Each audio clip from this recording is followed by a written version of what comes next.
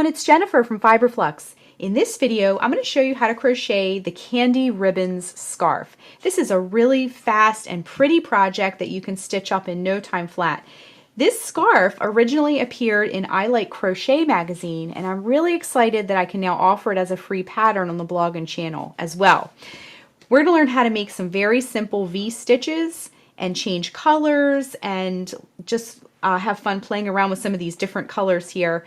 We're also going to put some optional fringe along the bottom as well. For this project, you're going to need a 9mm end crochet hook. This is my Furl's Candy Shop hook, in case you'd like to get one of your own. You'll need a tape measure to get the length and width that you want. And then you'll also need a tapestry needle and a pair of scissors as well. Now the finished scarf that I have here is about 8 inches wide, and without the fringe it's 70 inches long from end to end. Now if you want to add the fringe like I did, it adds an additional 8 inches to this side and an additional 8 inches to this side too. But again, it's optional. You can add that if you like.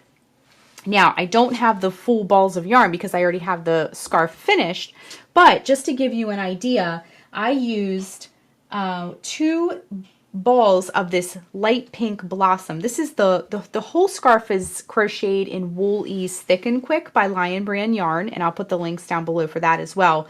But I used 2 balls of this pale pink. This is called Blossom. And then I used about a half skein of this raspberry color, this like deeper pink. I used that for the fringe and then some of the stripes too. So I used a half a ball of that. And then I used about a 1/4 skein each of the butterscotch, which is this kind of gold color. And I used a 1/4 skein of the pumpkin as well. So you can use scraps for this if you have other colors of the Wool Ease Thick and Quick, or really any super bulky 6 yarn will work very well for this project.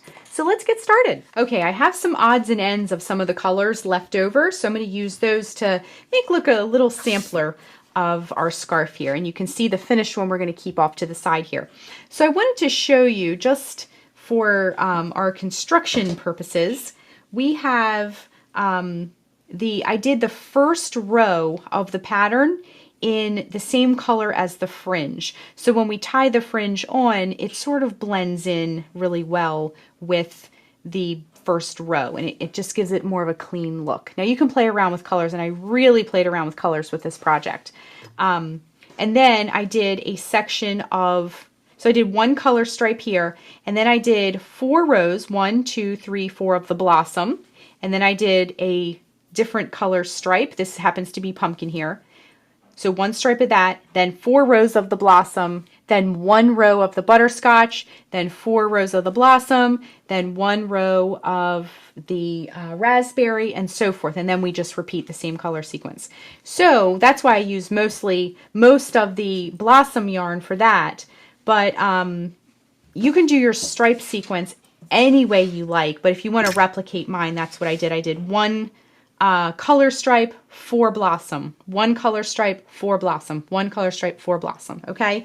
And then the stripes themselves were raspberry, pumpkin, butterscotch, raspberry, pumpkin, butterscotch, and so forth. So just to give you an idea, and if you hop on over to the written pattern on the blog, you can see I've sort of like laid all that out as well if you need to refer back to that. So we're going to start with row 1 and make I just have some scraps here just to give you like a little sampler size of what we've done, just to get to know the stitches here. Okay, so I'm going to zoom way in so you can see what I'm doing here, and I'm going to scoot this scarf out of the way, and we're going to start with our raspberry yarn just because I did the first row in raspberry here. So I'm going to show you, this is only, we're going to do row 1 and row 2, and you repeat row 2 for the entire rest of the project. So we're going to work row 1 in the raspberry and row 2 in the blossom, and then you can kind of repeat the colors however you like. And again, on the blog, you can see mine, how I did them all mapped out. Okay, so grab the color that you want to do for row 1, which I also recommend for the fringe, just to give it a nice clean look. So I'm going to do the raspberry just to like exactly replicate what I've done. Okay, so our starting chain is 14. So what we want to do is grab our hook, and we're going to wrap the yarn around the fingers to make a loop. Bring the yarn behind the loop, reach in with your hook, bring up a loop, and tighten. Then we're going to chain 14. To make a chain, wrap the yarn around the hook and bring it through the loop. That's 1, 2, 3, 4, 5, 6, 7, 8, 9, 10, 11, 12, 13, and 14. Now I didn't mention this before, but if you want to change the width of your scarf, it is a multiple of 3 plus 2. So that just means when you're doing your starting chain, you're going to go 3 plus 3 plus 3 plus 3 plus 3 to get the width that you need, and then add 2 more chains onto that. So a multiple of 3 plus 2 if you'd like to change that. So for row 1, we're going to stick with the raspberry, and we're going to go in the 4th chain from the hook. So this loop here does not count. We're going to go 1, 2, 3, and 4, and we're going to work our first V, which is a double crochet, chain 1, double crochet. So to make a double crochet, wrap the yarn around the hook, insert it into that 4th chain from the hook, bring up a loop. You'll have 3 loops on your hook. Wrap the yarn around the hook, bring through the first 2 loops, wrap the yarn around the hook, bring it through the next 2 loops. Then we're going to chain 1, and then in that same chain, work another double crochet. Okay, just like that. Then what we're going to do is skip the next chain. So skip that next chain, and the chain after that, we're going to work another V. So double crochet, chain 1, and a double crochet. Skip the next chain, and the chain after that, work your next V, double crochet, chain 1, double crochet.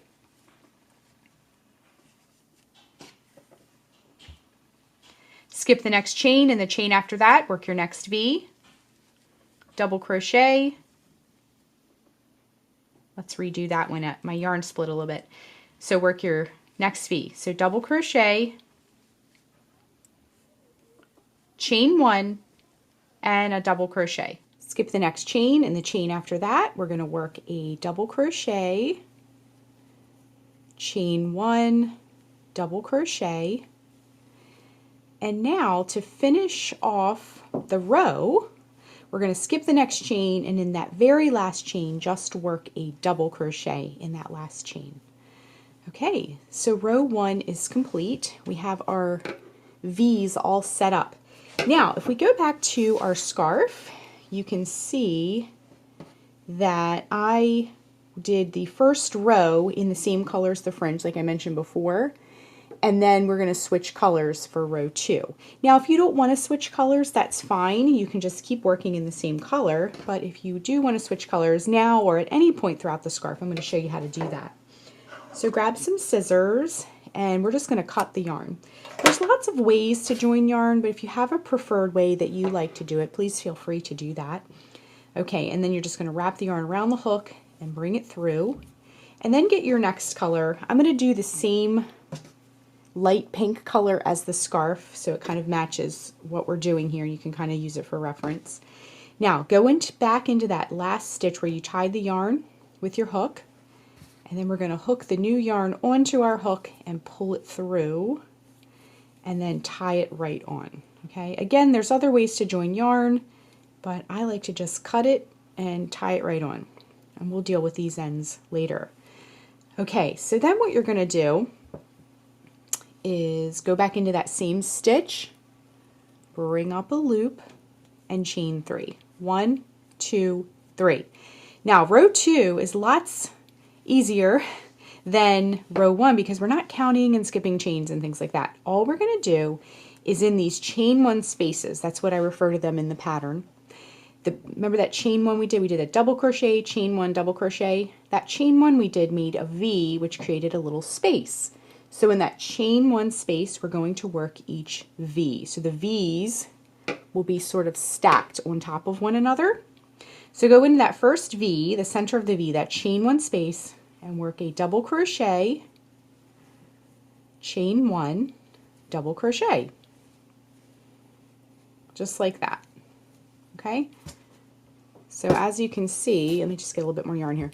As you can see, our V's are stacked on top of one another, and they'll keep going as you work more rows.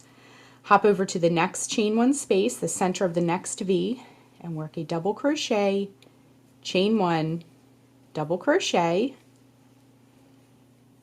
hop over to the next V, and work a double crochet, chain one, double crochet,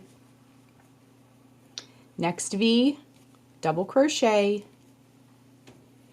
chain one, double crochet,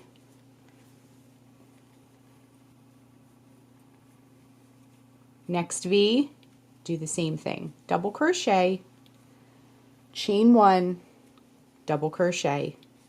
And then at the end of the row, we're going to work a double crochet in the turning chain space. So when we did that turning chain, or any turning chains you do from now on, it'll create a little space where that V ends and the turning chain begins. There's a little space in there. So what you're going to do is just work a double crochet a double crochet right into that turning chain space.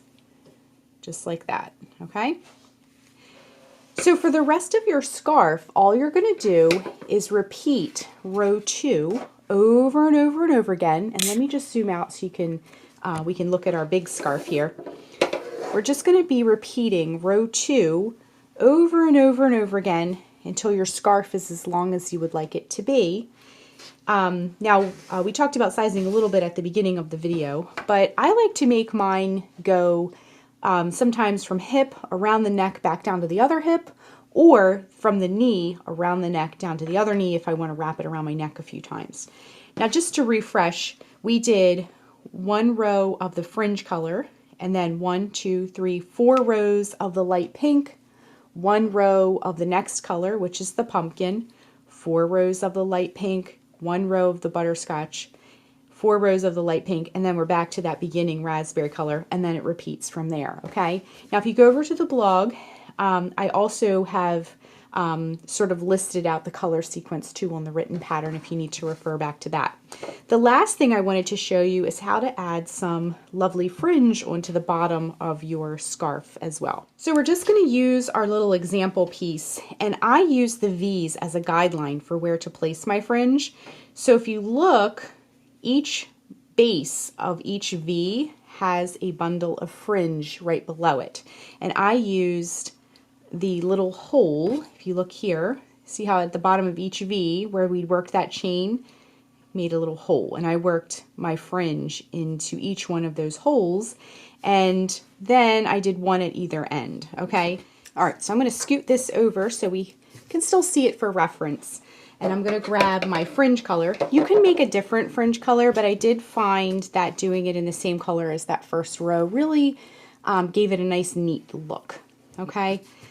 So what we want to do is grab our yarn. Now this is the very end of a ball, so it's a little bit like crinkled looking, but you can either kind of run it over a steamer. But here's a little tip too. If you don't have a steamer, you could put it in the bathroom, and as the steam from like a shower or something like that kind of descends over the room, it'll kind of like steam your piece. So you could kind of like hang it up in a bathroom as well, maybe on a hanger or something like that. So anyway, what we're going to do is our little bundles have 6 strands. So we're going to go pull about, let's grab our ruler just so we have for reference here.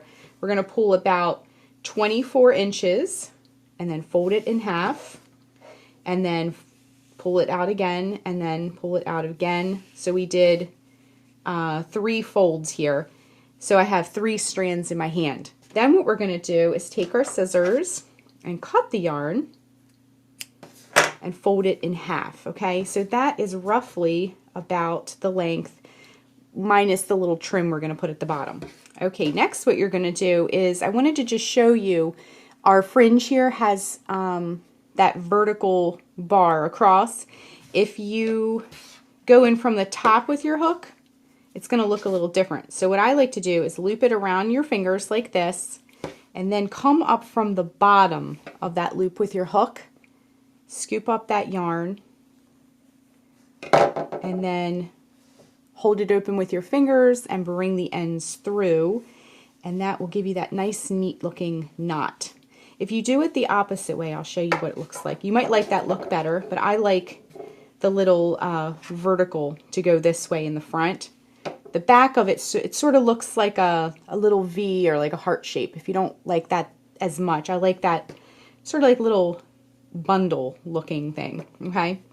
So once you do that all the way across in each one of these holes at the bottom of each V and one at either end, then what you can do at the bottom when you're all finished, I'm going to hold these side by side so we get them sort of the same length here, is take your scissors, and actually I'm going to grab some bigger scissors for trimming the fringe, and you're just going to do a nice neat cut straight across. Now, if you do choose to steam this like I did to get that fringe nice and straight like this one, as it steams, you might have a little bit of unevenness, or it might look a little longer. So you can go ahead and give it a nice trim if you've steamed your fringe as well. It might kind of help things straighten out, okay? So we did a little sampler of our scarf, and our scarf is complete. So you're just gonna keep working those rows, add that fringe, and the fringe is completely optional. You don't have to do fringe if you don't want to, but it just gives it a nice look to it. I like the way it looks. So that is how you crochet the candy ribbon scarf. Thanks so much for watching, and be sure and click the subscribe button to get all the latest Fiber Flux video updates. Thanks again.